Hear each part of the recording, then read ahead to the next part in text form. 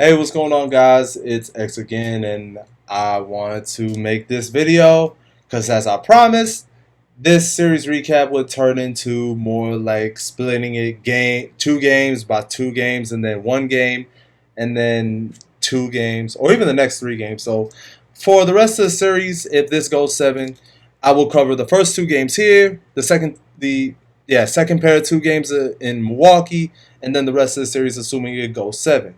And then that will be an official wrap up of series recap, which we have came a long way since May, ramen accidentally. But as always, like, comment, and subscribe, whatever the hell you want to do. Let's jump into the video. And before I even jump into the video, I want to send my thoughts and prayers to both Torrey Craig and Dario Saric. Dario Saric suffered a torn ACL in Game 1 after landing awkwardly.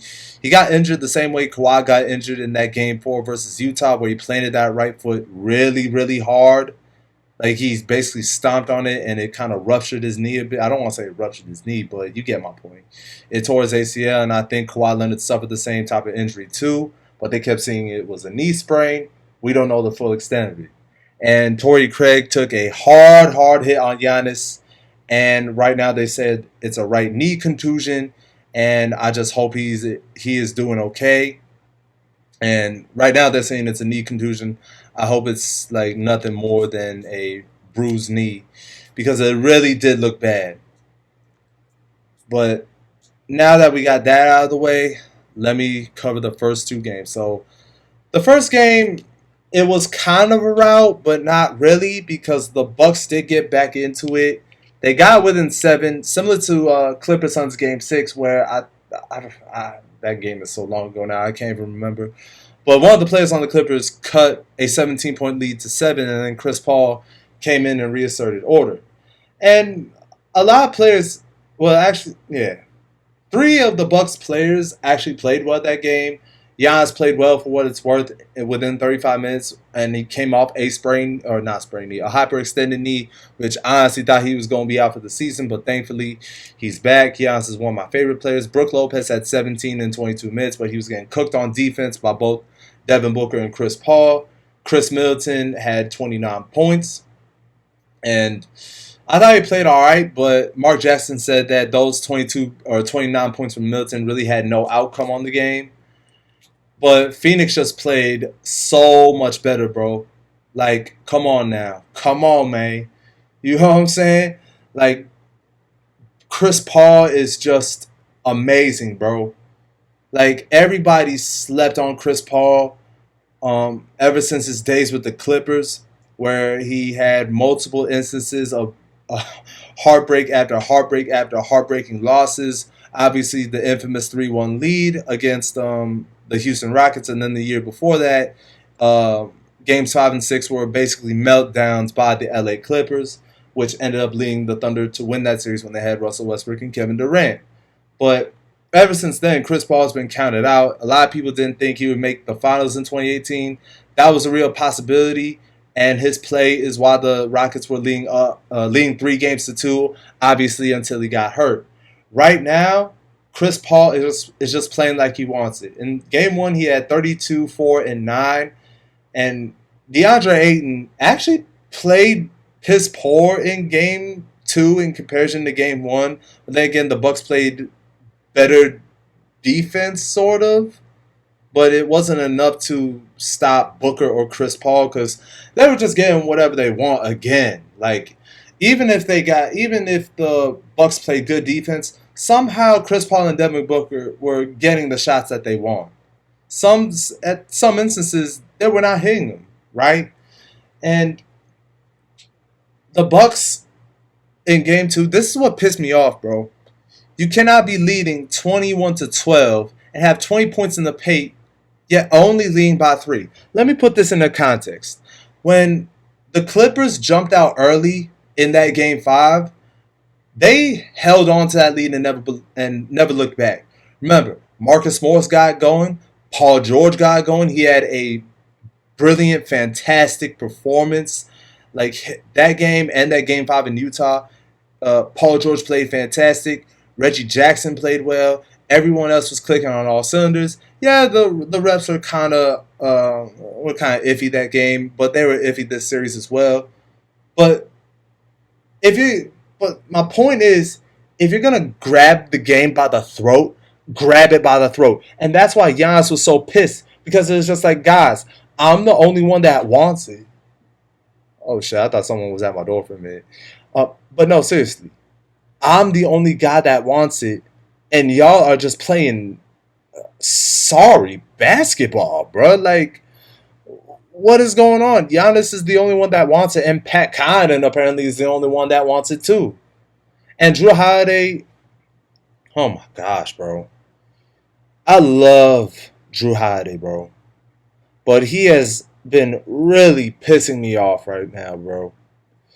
Like he's so inconsistent. Like during the game, he had a lot of good looks. He was making shots in the paint and he was missing shots in the paint. And oh my gosh, in that game too, when the Bucks gave up 3 offensive rebounds to a smaller Suns team, I knew they were going to lose. Because you're a really tall team with a lot of guys that can hustle. You got to win that rebounding battle. In the fourth quarter, the Suns just won that rebounding battle. You feel me? Like, oh my gosh. Game 2, this was a winnable game by Milwaukee. Look, credit to Chris Paul and Devin Booker for not giving up when they felt the Bucks were coming back. The Bucks tried to fight, but it was like, look, you're leading 21-12. You should be the ones up at 11 at halftime, not the Phoenix Suns. And for some reason, they're just playing dumb basketball, bro. Damn. Look, if you're a championship contender, you cannot have lapses. That's what made our championship great in 2020 and the Warriors championship great. That's what made the Kawhi Leonard Raptors championship great, is because they never had any true lapses. Sure, they did have bad games. They did have playoff losses, but here's the thing. Those things are bound to happen. But if you're willing to play consistent basketball and go to what has been working and has been effective, you're going to win. But it's not the case with the Bucks. They played dumb basketball throughout these playoffs. They had every reason to lose that Game 7 when Kevin Durant was going off on them like that, bro. Like, I'm not even joking when I say that. But for some reason, they resort to dumb basketball. They love heaving threes when they should be pounding it in the paint like they did the first quarter. And for some odd reason, Giannis was the only one dominating the paint. I didn't get that at all, bro. This is a big team that should win the rebounding battle and should get points in the paint. But, oh my gosh, bro. This Bucks team pisses me off so much. And I love the Bucks. I love Giannis. I love Jrue Holiday, PJ Tucker, Lopez, Middleton. I love all those guys, man. But you cannot win playing dumb basketball, bro. If you want to be a true championship team, you got to play great basketball night in and night out. You cannot have one sequence where you play great basketball, and then the next sequence you play dumb basketball. Sure, you can have bad games, but as long as you're playing good basketball along the way, then those bad games are forgivable. That's why I'm not slandering Danny Green as much, even though he missed that top of the key 3 in the Mamba jerseys. We still won it, and we still played great basketball. But it's like, nah, with this Buck team, they're considered championship contenders, and they had these long stretches where they lived and died by Giannis. And Giannis had a great game, too. I can't discredit Giannis. He was making his free throws. He had 42 points. It's like what I said in the Clippers are down bad and terrible video. That really proved me wrong. I was so wrong about that team. I was so wrong about the Clippers this whole playoffs. But I already made 2 videos about it. You can go check those out. The Clippers have earned my respect. And then my video talking about the Suns Clippers series. But like I said in that video, he had 42, 12, and 14, 15 and 22. Yeah, didn't shoot well from 3, but he was getting his shots. What more could you ask for from him? Right? Like, bro, Middleton played sorry. Holiday, he shot 7 for 21, but somehow ended up with 17 points. Brook Lopez, played well inside, pause. But yeah, that's really it. He only had 8 points, and most of them were putbacks anyway. And then Pat Connaughton was like basically the only other player that wanted it. Now, look, here's the thing. If a role player wants it more than your two best stars, that is not a good thing. Now I know it's just like role players are there to play their roles. Some of them are like hype men. Some of them get the team fired up. Some of them are energy guys. But come on, you have two all stars on your team that should have the mentality of we're gonna grab the game by the throat and we're gonna want to win this game. Now I said it before that well I didn't say it on this channel, but I've talked to my friends about this. The Bucks have players that are the equivalent of Reggie, Morris, and Batum, and Kennard, and Big Zoo. And if we're going to talk Lakers context, they have players that are equivalent to Schroeder, Caldwell Pope, Caruso, Talon, and Harold Lamontrez. But they don't have a guy that's like the equivalent of like, if you want to say Anthony Davis is the second option, I'm going to use it as like an example because people still consider LeBron as the first option for the Lakers. They don't have an Anthony Davis type option or a Paul George type option like the Clippers and Lakers do. Middleton is that, but at the same time, he can turn into Marcus Morris and Caldwell Pope. While Jrue Holiday, while he plays like an all-star, there are stretches where he plays like Dennis Scrotum and Reggie Jackson. So, oh man, I don't know, bro. Fuck. This Buck team can only go as far if they're making their shots. But man, there's so many holes with this Buck team, and I actually congratulate them for making the finals. I think their run's impressive, but even with impressive runs, I still see a lot of flaws with this team. I really do. Sorry about those mic difficulties there. My mic wasn't all the way on, but hopefully I sound a lot normal now. But going back to my point, the fact that they have two all-stars or guys that are considered all-stars and they don't want as much as a guy like Pat Connaughton, that is not a good, well, that's somewhat of a good thing if you're the Bucks because Connaughton is an energy player, but at the same time it's not because you have two other players that Giannis can defer to in Jrue and Middleton, and for some reason they're not playing like they wanted more. Pat Connaughton is like the only player that is playing like he wanted. And Lopez was kind of doing this thing. I don't want to say he didn't want it, but at the end of the day, Jrue and Chris Middleton are all-stars, and they have to play like all-stars. And I think somebody said it best. I think someone on ESPN said it best. Like, even with Giannis back, they still have to play the same type of basketball that got them to those two big wins against Atlanta. But for some reason, ever since Giannis came back, they just felt like, oh, okay, he came back and we don't feel like we need to do as much. I doubt that's their mindset. I really can't say if that was their mindset. But that's what it felt like to me. You know what I'm saying? Like, they didn't want it as much because they didn't feel like they wanted it as much. They thought they could live and die through Giannis.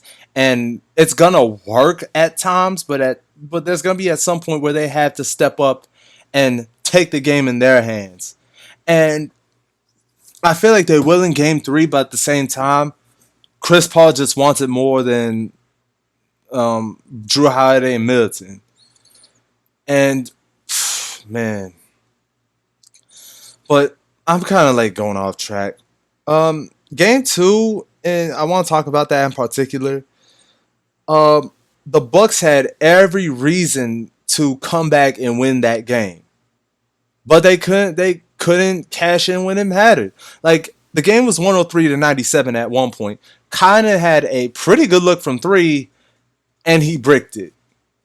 And that basically changed the tide for the Bucks. And like I said earlier, when they gave up those 3 offensive boards, they gave up so many offensive boards in the fourth quarter. It felt like they lost this rebounding battle. I'm going to check my NBA app to confirm it. Okay, so in game 2, the Bucks actually won the rebounding battle. Game 1, they won the rebounding battle. But for some reason, they still lost the game. And they shot worse from 3 than they did in game 1. And then when Pat Connaughton literally threw a pass to, I think that was Devin Booker, I think. When he threw that pass straight to him, I knew I was going to call game early. But even then, the Bucks had every reason to win this game. every reason outside of the injuries to both Torrey Craig and Sarge. Again, my prayers go out to T. Craig, and my prayers go out to Sarge. I hope he gets better, but it's like, come on, man. Come on. Like there's no reason for Milwaukee to play as poorly the way they did, excluding Giannis and somewhat of Connaughton. Like nobody on the team really wanted it. And that's what's scary about this Buck team, because they cannot play like that going into games 3 and 4. And can I ask a question real quick? I know Lopez has been pretty good defensively, and the Bucks played somewhat better defensively. I thought this was a much better defensive game than it was in game 1. But even still, the Suns nearly scored 120 points. Um, why did Bobby Portis, a guy that brought a lot of energy to the Bucks in games 5 and 6 versus Atlanta, and he played, I think he only had 4 minutes this game, and he played 14 minutes in game 1. Why the hell is he not getting more clock? He's kind of like, I don't want, in a funny way, he's kind of like if Reggie Jackson met and in a funny way, it's kind of like if Reggie Jackson and Montrezl Harrell had a kid, because he has Montrezl's ferocity, but a perimeter shot like Reggie. And I think he is a big X factor for this Buck team if they want to win it all. He's an X factor. I know Middleton and Holiday have to play better, like I said, but Bobby Porris was their X factor. He came into the game and instantly brought energy to the team. Yet he only played he rarely sniffed 5 minutes. Even though he's a much better defender than Lopez, even though Lopez has been playing pretty well on the defensive end. He has been playing pretty well. But even still, Bobby Porris is much quicker. And I think he's faster than Lopez. And Lopez was just getting cooked by Booker and CP3 yet again. Because the Bucks are allowing these switches to happen. There's something that really didn't sit right with me. And I said this in the first 2 games of the Clippers Mavs series, where they were switching, they were doing these unnecessary switches on Luka, and they got Big Zoo on him. I'm gonna say the same thing here. Why are you letting Lopez get cooked? Why aren't, like, they're trying to fight through screens? I get that, but it's just like, you cannot just fight through screens, and then just all of a sudden say, "Here you go, Chris. Here you go, Devin. Lopez, good luck." I don't know, bro. It's just like, what are these rotations? What are these defensive breakdowns? Like I said, they played much better defensively in game 2, but it just felt like because of that, they should have had this game in the bag. But Chris and Booker were just tearing this team up all over the place, man. Like, oh man, oh man, oh man, oh man. If the Bucks don't lose or don't win game 3, they're getting swept. And they're gonna look at these 2 games. Oh, or at least a lot of NBA fans are gonna be looking at these 2 games in particular, and we're just gonna be like, oh, man, if only they had somebody to actually step up. Which I do believe they will in game 3, because they are playing at the Pfizer Forum. Their players played a lot better in their building, and they only got 1 loss, and that was against the Atlanta Hawks in game 1. But even still, bro, Chris Paul just wants it more, man. Chris Paul just wants it more. Games 1 and 2, overall, good game by the Phoenix Suns.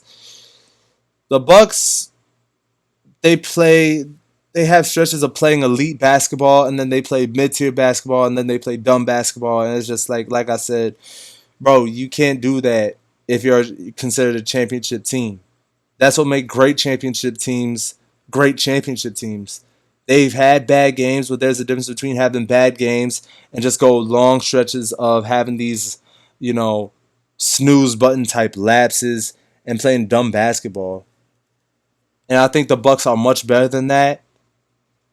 But I don't know, man. I have the Bucks taking game 3, but the Suns are a great road team. Their only two losses on the road were both in LA. One Lakers, the other Clippers. Um, or actually three road wins, and all of them were in LA. But yeah, this is dangerous territory if you're Milwaukee because yeah, you did win after being down 2-0 and 3 games to 2 against the Brooklyn Nets. But remember, James Harden was playing on one leg, and Kyrie Irving was injured, and Kevin Durant had to basically go all out to try to will his team to win. But the other players were not stepping up. So it's amazing how they got out the second round. And remember, they did beat the Hawks in 6, but remember, Trae Young was kind of a shell of himself in game 6, but that was more so because he was injured, so I really can't criticize Trae Young, but not to, that's not to discredit what the Bucks are doing and how impressive their run is. It's just like, bro, why this team is too good of a team to play dumb. I made my point like 58 times already, bro. But hey, congratulations to the Phoenix Suns for the winning the first 2 games. I really hope Chris Paul does take his team all the way to the chip, and I hope no more injuries happen these playoffs because these playoffs have been a boatload of disaster. Yeah, it has been a boatload of disaster after disaster when it comes to injuries. And I just hope both teams can stay healthy with the roster they're given. And again, I send my prayers to my man Torrey Craig. Get better, bro. And I'm just hoping the Suns keep playing hard, and keep playing well. Like I thought. One more point before I go. The Suns played all right this game, but they somehow still won it. Again, I think that has more to do with the Bucks not capitalizing and playing dumb basketball. But outside of Booker and Paul, and then Mikal Bridges, Jay Crowder, even with that, I just felt like the Suns could have played much better basketball than they did because they did allow Milwaukee to get right back into it. But I guess that's all false hope at this point. I don't know, man. I'm just rambling at this point. But point is, Bucks are down 0-2. This time it's not good because their 2 star players are healthy and they still got good defensive depth and they still can play, solid roles, and they're a great road team. So the Bucks better do something to change what is going on in that happened in the first 2 games come Milwaukee in game 3, because if not, this series is over before we know it. Anyways, yeah, that is a 2-game version of series recap. I will be back for, I don't want to say the final episode because I don't want to jinx it, but I could conclude it on Wednesday, or I could conclude it after game 7 or game 6 or whatever. But man, Bucks, if y'all don't win game 3, get out the brooms already, man. But yeah, that's it. I don't know what else to say. Wow. As usual, like, comment, and subscribe, whatever the hell you want to do. I'm done talking for now. I don't want to let this drag out, so I'm just gonna say the usual outro. That is the end of this video. I'm X. Deuces.